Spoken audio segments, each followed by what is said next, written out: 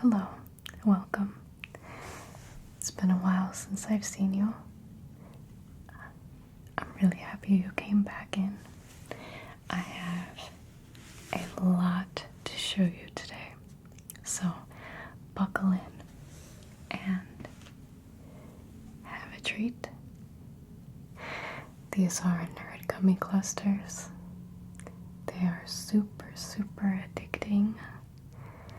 In my experience, you can't just have one, you have to eat the whole bag or candy dish in this case. So I will place this right here. Feel free to eat as many as you would like, which is probably going to be the whole thing. Okay, so what should we start with? We have die cuts, plastics, as you can see, and let's start with candles, because I don't think we looked at candles the last time you were in.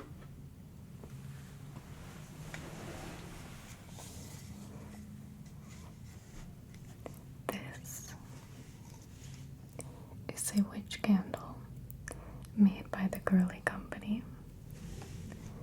This is a genuine vintage candle. As you can tell, it's in pretty good condition. However, I would like to point out that there is some paint loss at the bottom, as well as here and here on the pumpkin. It's hard to say when this one in particular would have been produced, but these sorts of candles were made in the 1930s to the 1970s.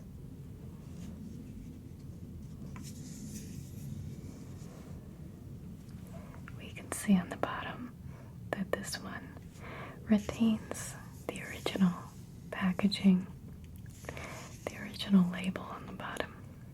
It says 59 cents and then crossed out to 39 cents, which suggests to me that this particular specimen was put on clearance at the store at one point.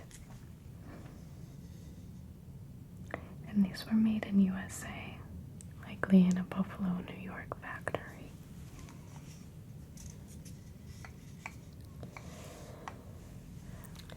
These sorts of motifs were very popular at witches, pumpkins, black cats, ghosts, those sorts of things. I'd like to show you a couple more examples.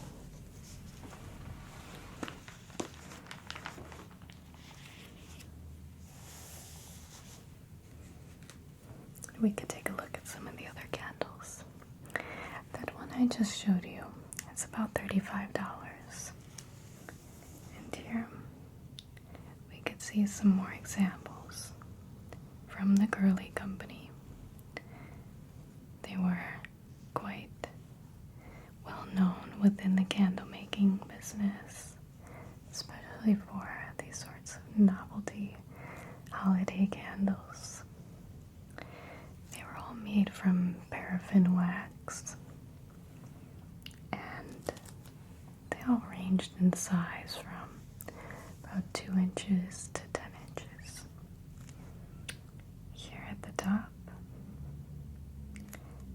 is a skeleton candle.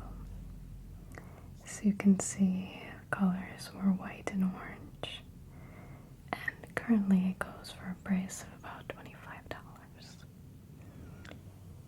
This right here is one of my favorites. It's the Witch's Brew candle holder. It's not a candle in itself, but it has a place in the bag for you to put a candle in it, and it creates this really spooky glow. And on the bottom here, we have a very popular motif. It's a ghost holding a pumpkin. You will see this one reproduced quite a lot as well. Recent companies have purchased the molds of the Girly Candle Company, or at least they have created their own molds and have begun to make reproductions.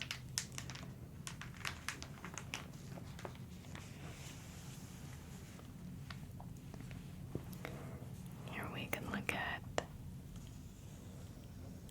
a few more examples, such as this one at the top. It's a trick-or-treater, presumably. And here it's a pumpkin with a wizard's hat on, has a star and a moon, and a very jolly face. At the bottom is a more neat design, but very, very common, I would say. It's just a witch over a cauldron. It has a little bit of an abstract look to it.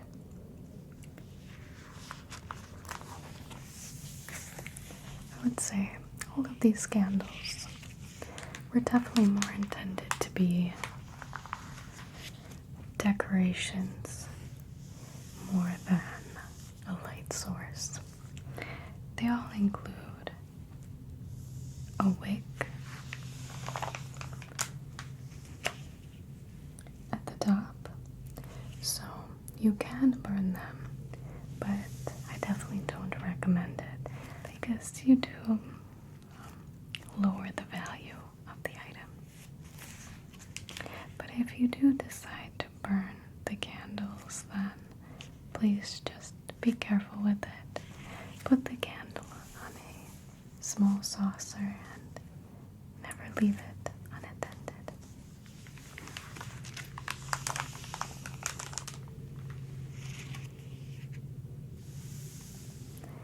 Now I'd like to move on to some plastics. Here, some wonderful examples of blow molds. Up at the top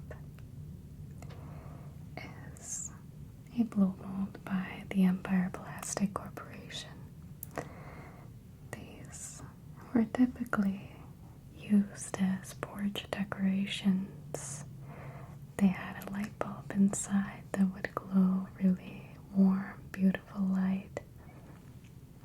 And they ranged in size from over a foot to almost 3 feet tall. There was another popular design by Empire Plastics here. The classic jack-o'-lantern. And this one here at the bottom, I'm not quite sure where it's from, but it's a very cute owl design from the 1970s. Definitely more rare, as you can see. It's commanding a much higher price.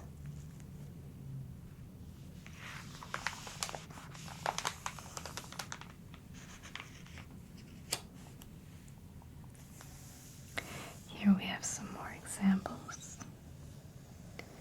A couple of more recent versions of the blow mold. Up at the top is a witch made by Union Products. All of these blow molds are manufactured in a similar fashion. There's a shell that plastic is basically blown inside to create the shape. Here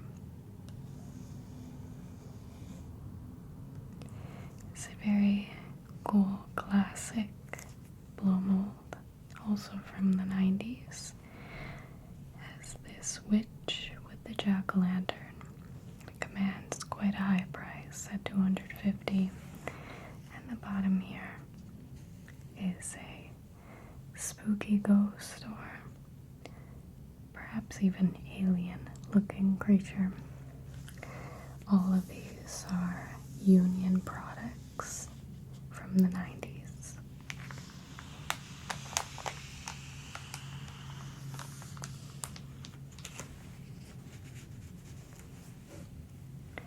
And another very popular plastic product were the candy containers.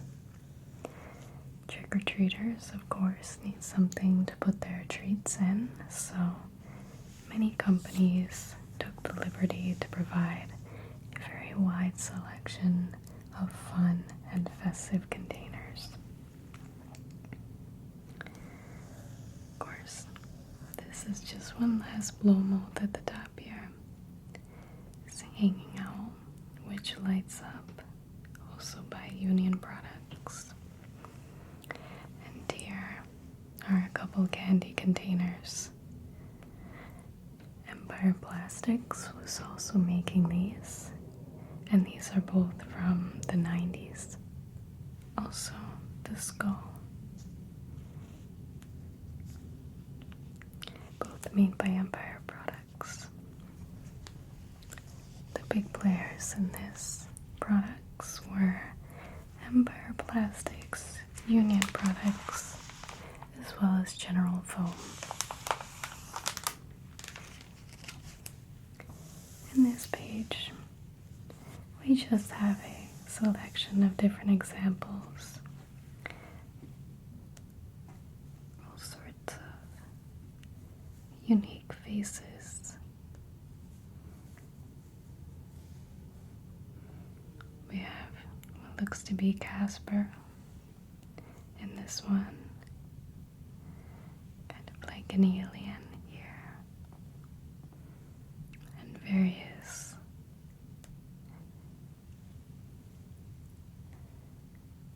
jack-o'-lanterns with different faces. Some of these items were given out as promotional items. Given out as promotional items with candy.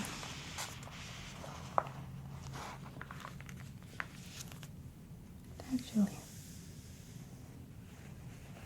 let's take a look at some of these plastics before we move on.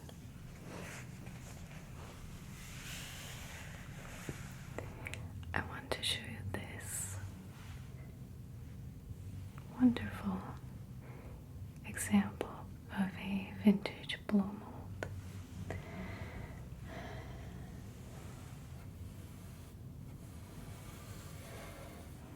This one in particular is in very good condition.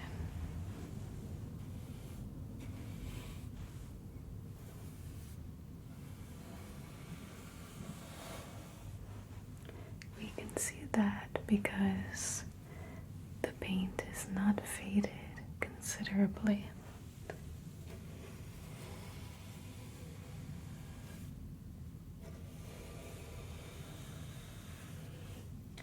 The jack-o'-lantern is very vibrantly orange.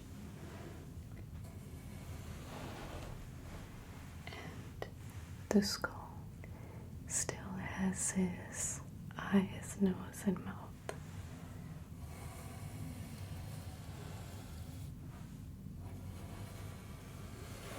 And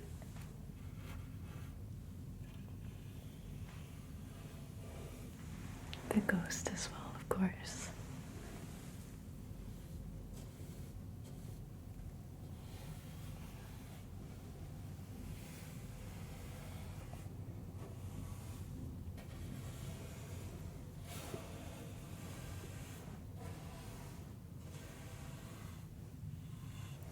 You will see an example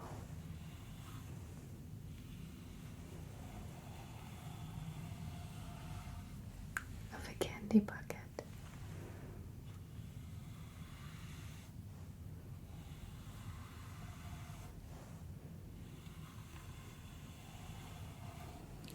These ones are definitely readily available. You can find them for $5 to $10 and in very good condition, as you can see with this one.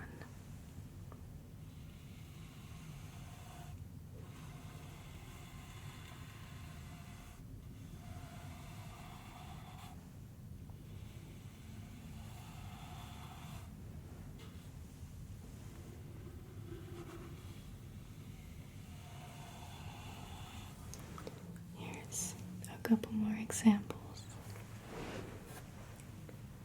This one, you can see, is a larger version of the smaller one across the room.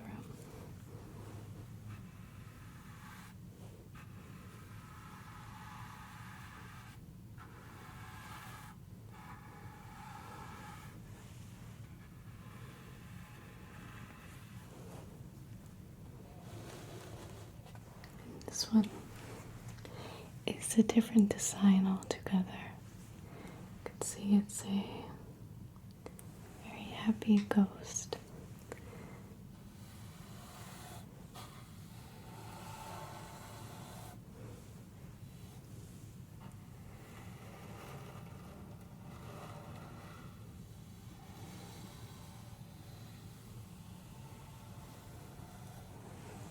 And besides carrying candy, you can see that they make really nice lanterns. Just don't use a regular candle.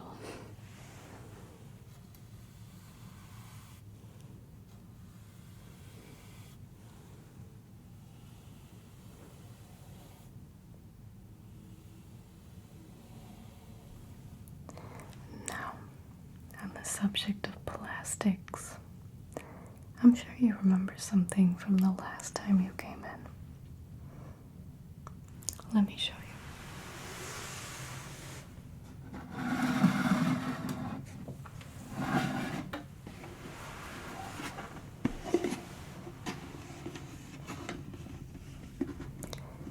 Here we have the classic McDonald's Boo Bucket. This is one of the originals from 1986 when they originally did the promotion. And as I said before, these sorts of buckets were promotional items a lot of the time. You can see this very conveniently came with a lid,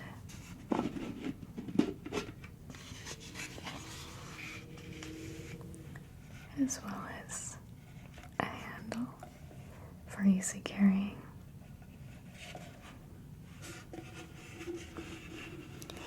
And we know this is one of the originals because it says 1986 on the bottom.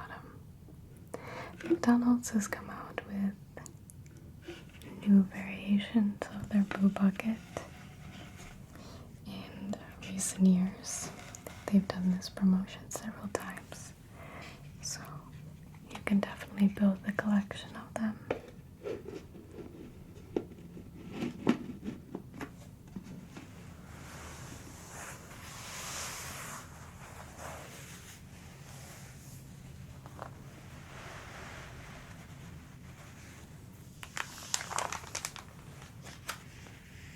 I can show you more promotional plastic examples.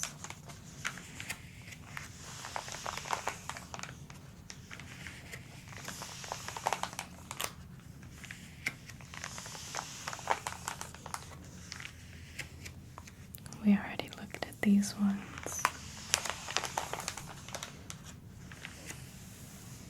There is something interesting. We see that Snickers company did a very neat promotion with some buckets, as well as the Lifesavers company. I quite like the Snickers examples though. They feature different colors and different shapes with different creatures. Snickers Ghost, as well as the Milky Way, and Lifesavers did candy buckets with just some different characters on them.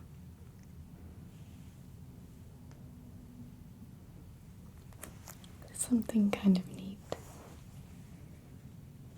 and also quite collectible now.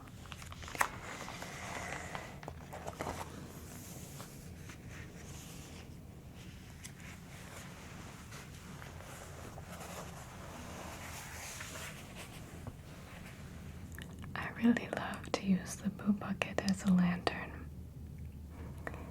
Just pop one of these electric lights in there, and it can look super spooky but charming and cute.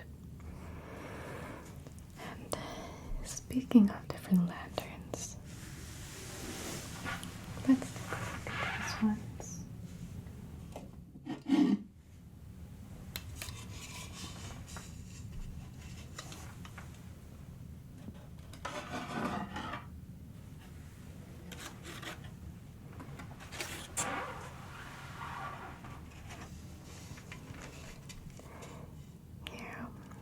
I'd like to show you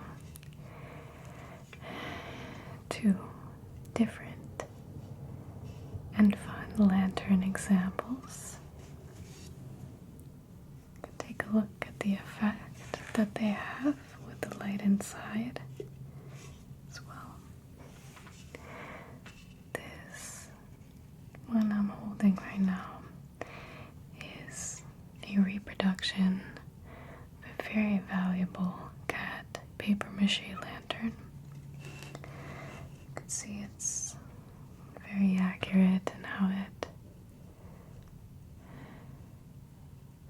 recreates this design with the light tissue paper on the inside, which helps the light shine through.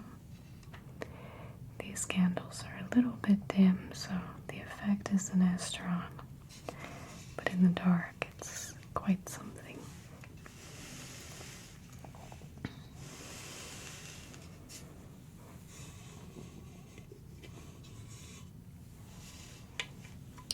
And here we have a different type of lantern, just the cardboard cutout lanterns.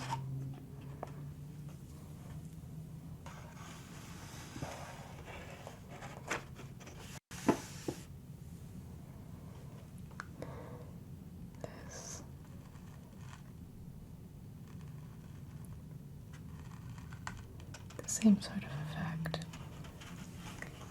with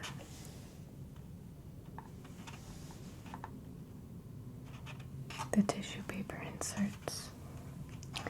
You can imagine that back when these were very popular, the 1940s, they did not have these electric tea lights like we have now. So specimens that are in good condition of these two designs are quite rare and valuable, because these items would very frequently be destroyed by having candles burned inside of them.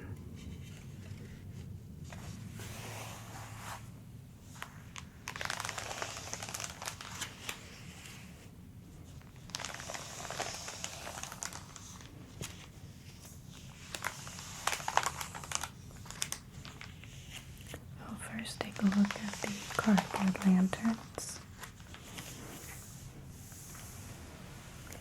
The particular one we just saw right at the bottom there was made by the Dolly Toy Company originally, and these fetch quite a price currently, the originals. You can see this devil lantern. I find that devil motifs are quite valuable generally, quite popular, because you can see in very old Halloween decorations, the style was quite spooky and scary compared to kind of the more cutesy style that you see today. And that black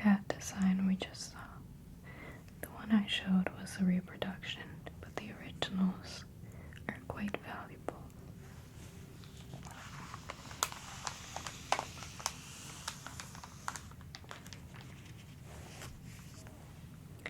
Beistle also made some lanterns. You can see an example on this page, as well as this one. This one was a two-sided design, and there's quite a few that are like that, where one side would have a different facial expression than the other side, to give a little bit of variety in decorating. This Tommy Whiskers lantern as well by Beistle is quite iconic. And at the bottom here,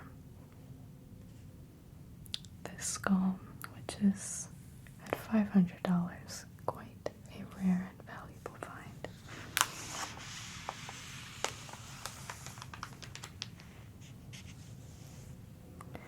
We also find that the original German decorations are quite valuable also.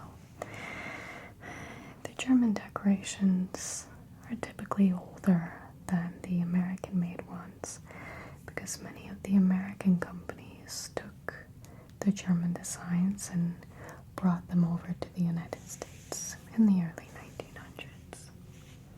Let's see.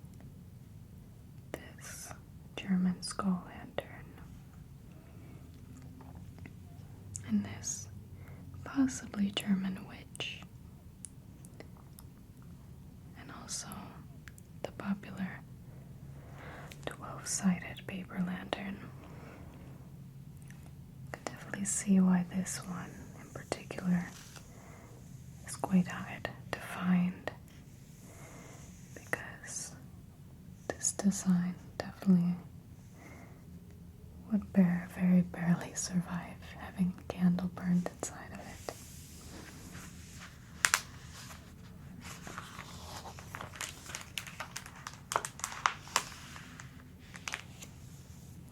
There we have a couple more Beistle designs. This four-sided lantern. There's a couple different art on each side, as well as this cat.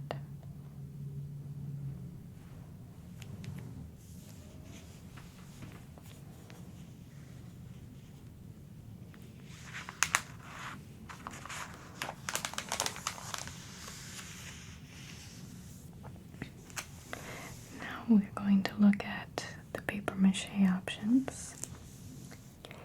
As you can imagine, with the paper mache, suffered the same sort of problems as the cardboard lanterns, being made from a paper product, and that's why you see such high valuations here. Here at the top, you can see the same design, but in an orange color, as we just saw. And here, very interesting and unique owl. And at the bottom, as I mentioned before, these devil designs are quite popular.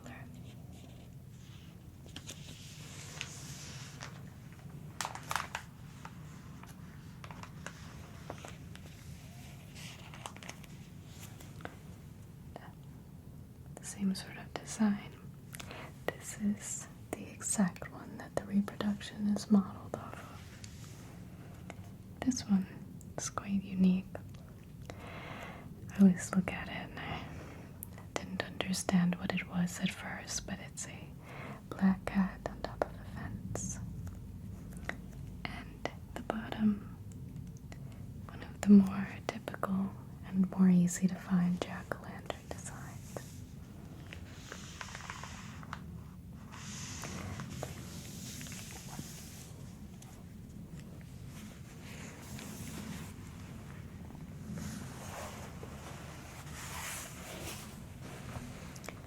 I'd like to show you one of the very popular parlor activities of the early fortune-telling games. They came in many different designs, and I'll show you this one. It's a Reproduction, and I believe this one is from Beistle originally. You can see it features a stand for you to be able to stand it up on the table like this, go around and read each other's fortunes. We can try it right now if you would like.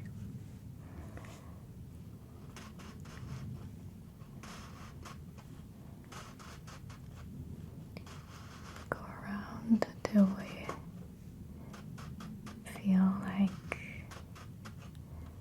we've reached our fortune. We can turn it around and see what it says. For boys, your fortune. Oh, sprite of Halloween, say true. What course in life shall I pursue? Second thoughts will guide you best, and when you travel, steer southwest. Okay. And for girls, the future holds much happiness, few pleasures you will miss. Kind fate will bring your way to bless a home of joy and bliss. This is quite a good fortune for the girls. And like I said, this was just one design. We can take a look at a couple more.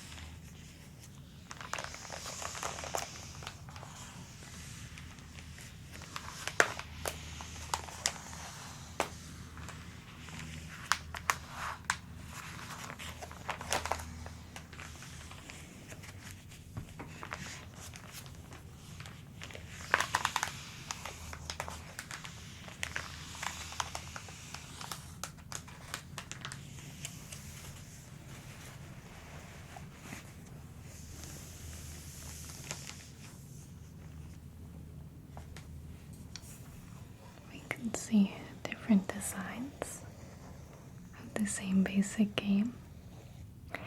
These are all made by Beistle.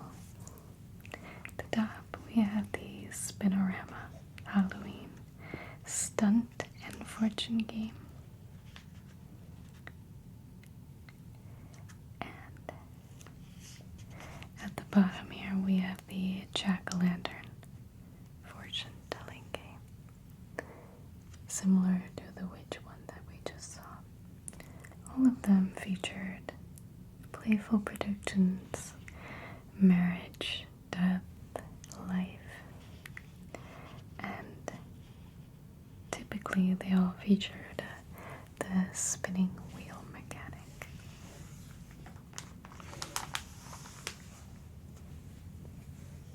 Here's another one, the crystal fortunes, also with the witch. And at the bottom, the ghostly stunt and fortune game.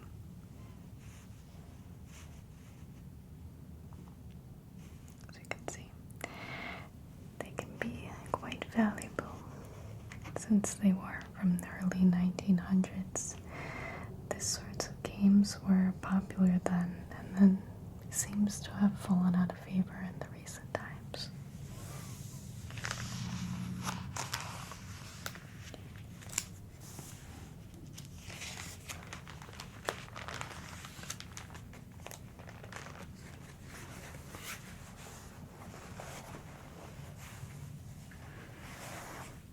So, I'd like to show you some really neat postcards now.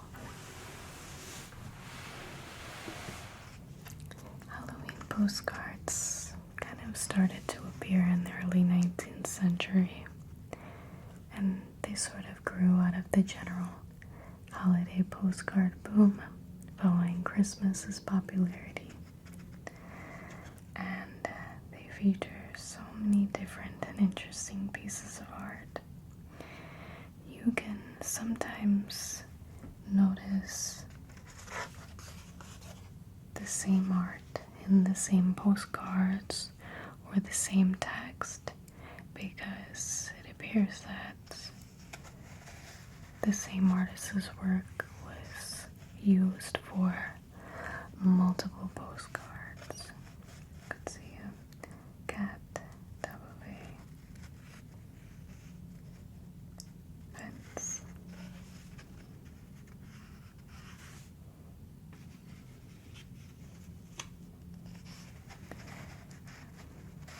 There's some general rules of thumb to date the postcards.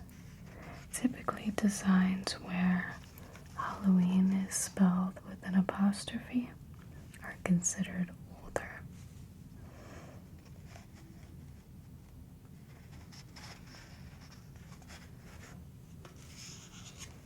These ones are all reproductions, however. Originals of these particular designs can go from $50 to $100. Of course, more money when they're in unused condition. See, one of the standard motifs, but in the postcards you definitely see a lot of moons with big expressive faces on them.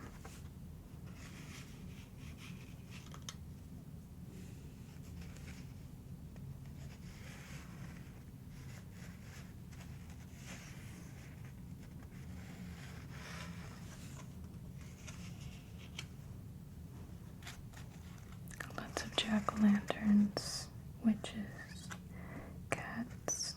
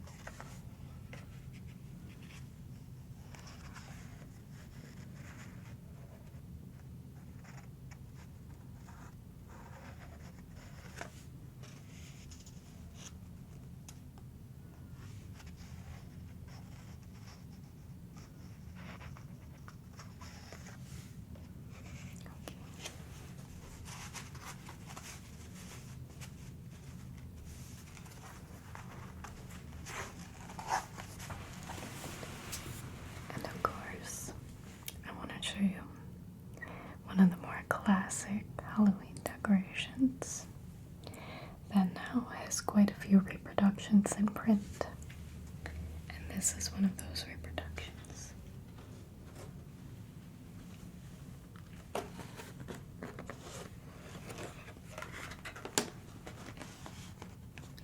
This is the classic pumpkin goblin. He's all folded up right now, so let's bring him to life a little bit.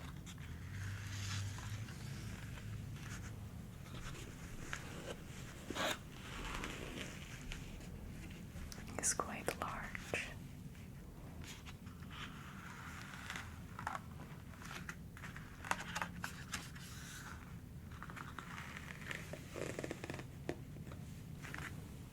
Which is nice to make a more dramatic statement in your decorations.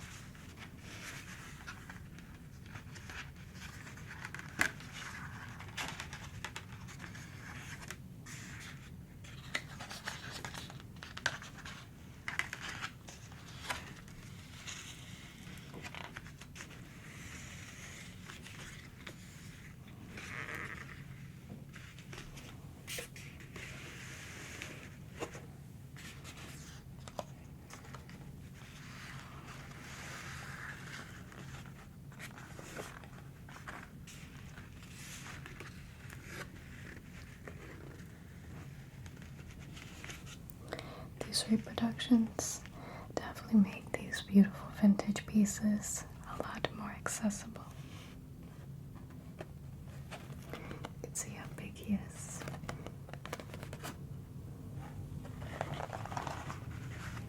He has these articulating arms and legs, so you can put him in some type of fun pose if you wish, with one arm up,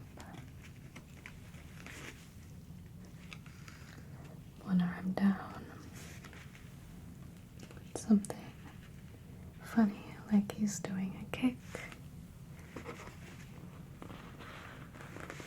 even some type of jig like this. A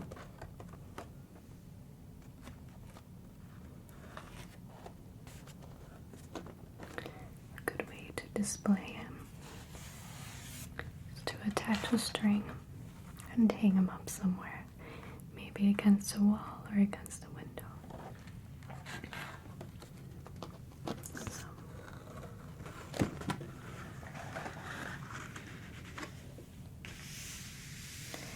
Also have some other wonderful reproductions to show you. So let's take a look at them.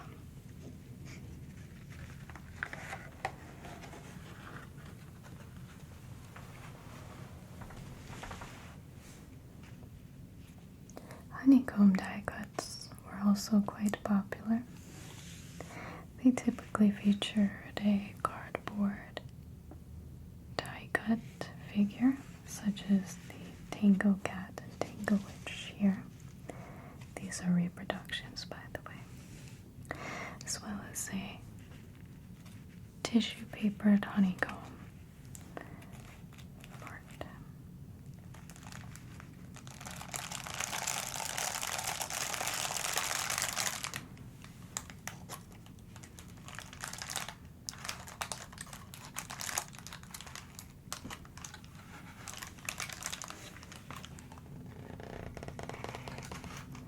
Here you can see the effect that it creates. It's a very fun figure to hang, and as it gradually spins, you can see it's like a cat dancing.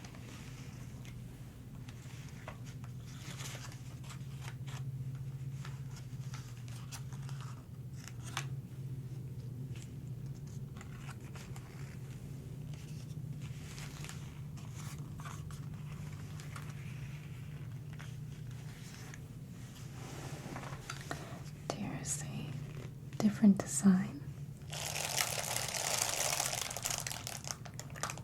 but the same style with the honeycomb.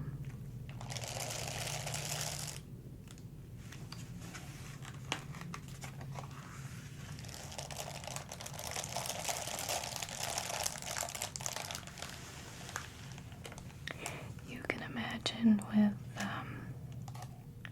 something as delicate as tissue paper that original specimens are hard to find in good condition.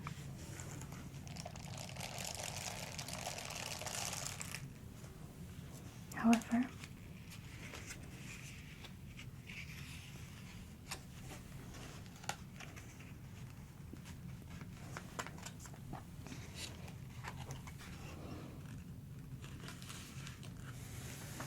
I do have an original I can show you.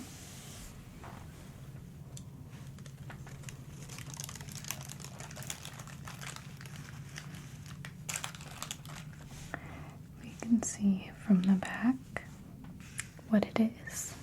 It is the Dancing Witch. It has a little description of it. It says that it's made in the USA.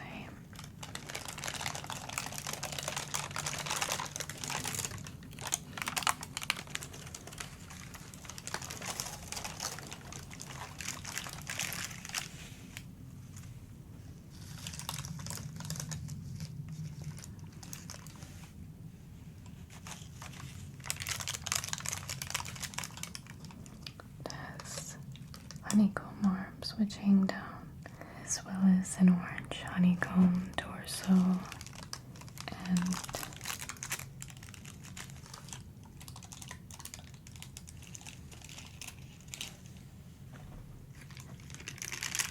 honeycomb legs.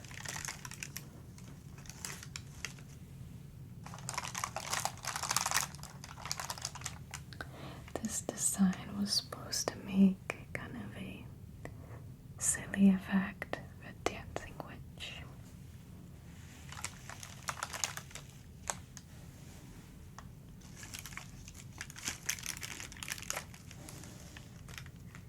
Of course, it's very important to treat vintage specimens very delicately.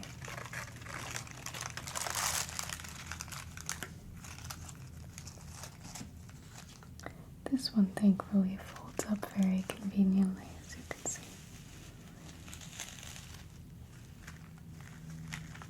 And also had a little string at the top for hanging.